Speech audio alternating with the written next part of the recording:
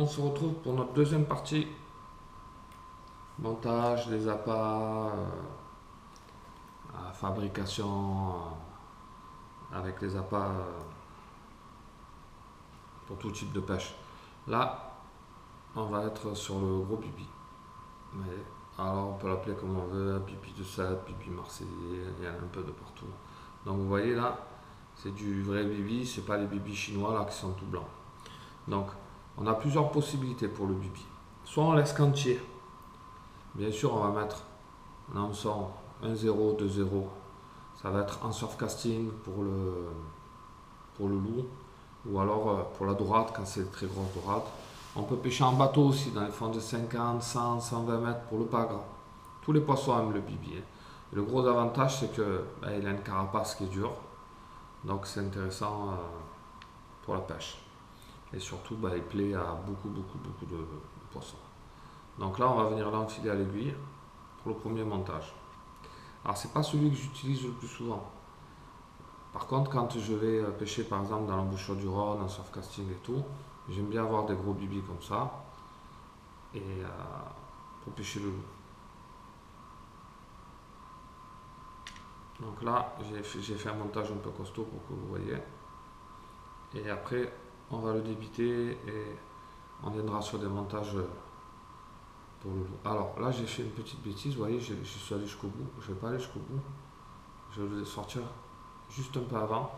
C'est pour pouvoir faire ma fameuse clé pour tenir le bibi. Parce que là, le bibi, alors qu'il soit congelé comme là, dégelé, là vous voyez, il est dégelé, mais là on a vraiment un magnifique appât.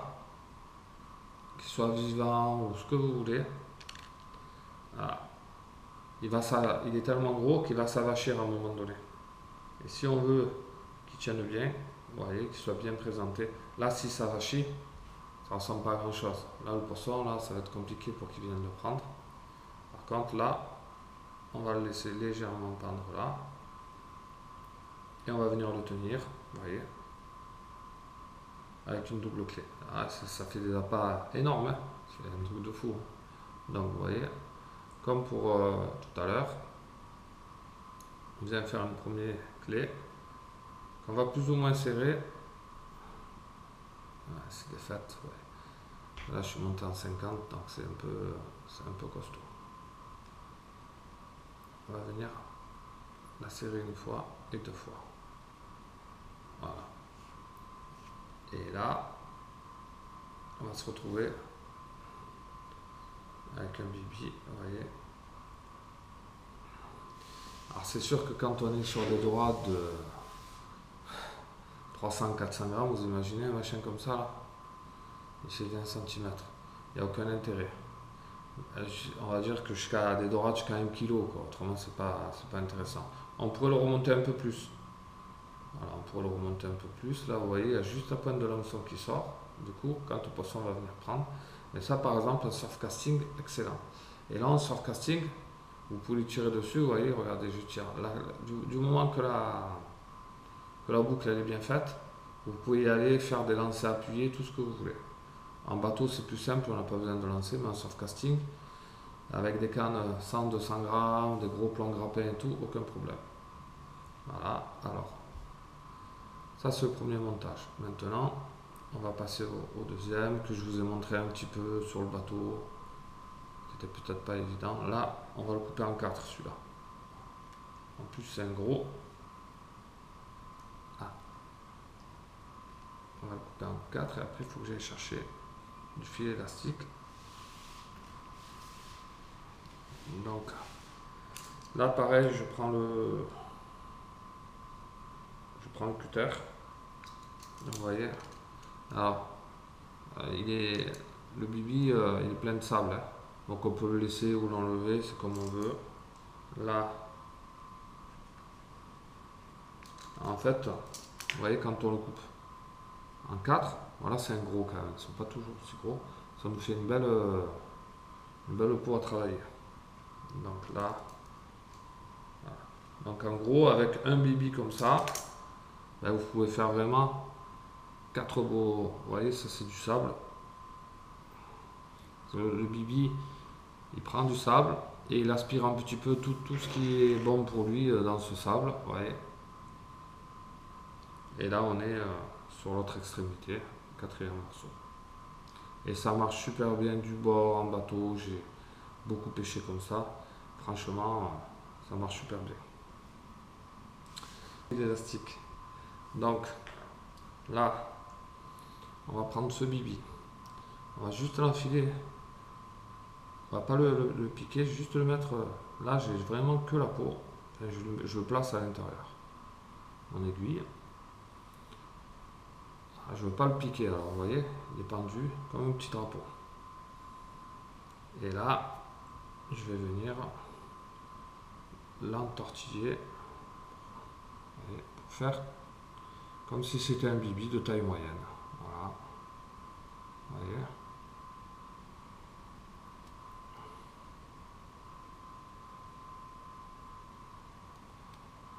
Pas besoin d'en mettre 500 000 tours, mais quand même, il faut bien le... Vous voyez, je veux que ça fasse un petit boudin homogène. Qui ressemble vraiment à un petit bibi. Pas un bibi de taille moyenne, parce qu'il n'est pas si petit que ça. Et là, même les dorades jusqu'à 1 kg, 1,5 kg, elles en raffolent. Même les grosses, hein, mais on peut prendre vraiment des jolis poissons. On ne va pas prendre que des blanquettes avec ça. Et vous voyez la taille? Ça fait vraiment un bibi. Et là, c'est des...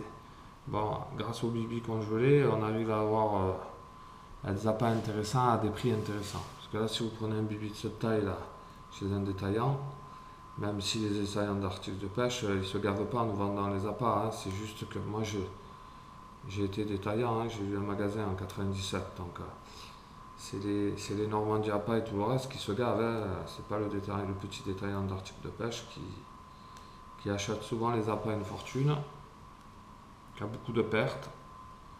Mais par exemple, les vers américains, ils ont tellement tiré sur la population de vers américains qu'il n'y en a plus. Vous voyez bien, ils sont tout petits. En plus, ils nous vendent vers américains 12 € les 6, quoi. Faut pas déconner à un moment donné. Là, vous avez vraiment de quoi pêcher avec des appâts super intéressants et très économiques. En plus, là, vous êtes, par exemple, vous allez à la dorade, vous êtes sur des appâts surgelés. Donc, vous les sortez de votre congèle, vous pouvez les faire à l'avance ou sur place. Moi, je vous conseille de les faire sur place. Et là, vous voyez, on se retrouve avec un beau boudin de bibi. Là, je vais prendre un petit bas de ligne avec un hameçon de 2. Vous voyez, hameçon de 2 en carbone. Et on va l'enfiler tranquille, comme si c'était un bibi. Voilà. Et avec le gros que je vous ai montré, alors là, l'aiguille, elle bloque un peu, parce qu'elle passe dans le fil. Il faut la tourner légèrement. Ah, ça s'est pris dans le fil élastique, je pense. Voilà. Bon, bref, c'est pas très grave. Voilà. Là, vous voyez, en fait, je vais tirer l'aiguille. Alors, ça arrive que l'aiguille elle se prenne un peu dans le fil élastique. Et là, lui, on va venir le faire coulisser dedans. Voilà. Et en plus, ça permet de bien lasquer. Vous voyez. Et là, on se retrouve avec super appât. Voilà, qui va tenir très largement au lancer, qui va tenir quand il va venir se faire attaquer par les petites dorades ou par petits poissons de type pajot, sard. On le rentre quand même un petit peu, qu'on ne voit pas trop la pointe, vous voyez. Voilà. Et donc avec le gros que vous avez vu, vous voyez, il tient quand même bien droit. On peut en faire 4, vous voyez. Encore 1, encore 2, encore 3. Voilà. Et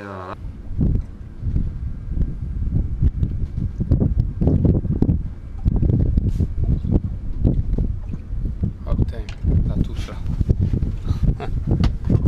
Oh bibi encore.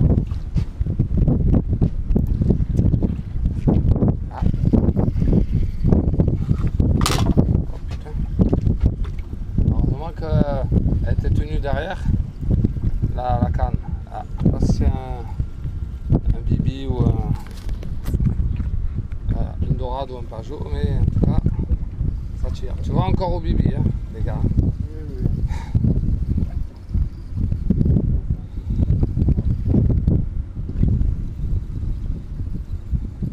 Soit un joli pajot, soit une petite dorade. Ça met des coups de tête à un moment donné. C'est pas ça. Un pajot, dorade, il y a tout qui mord au petit bibi. J'étais en train de vouloir vous faire le montage.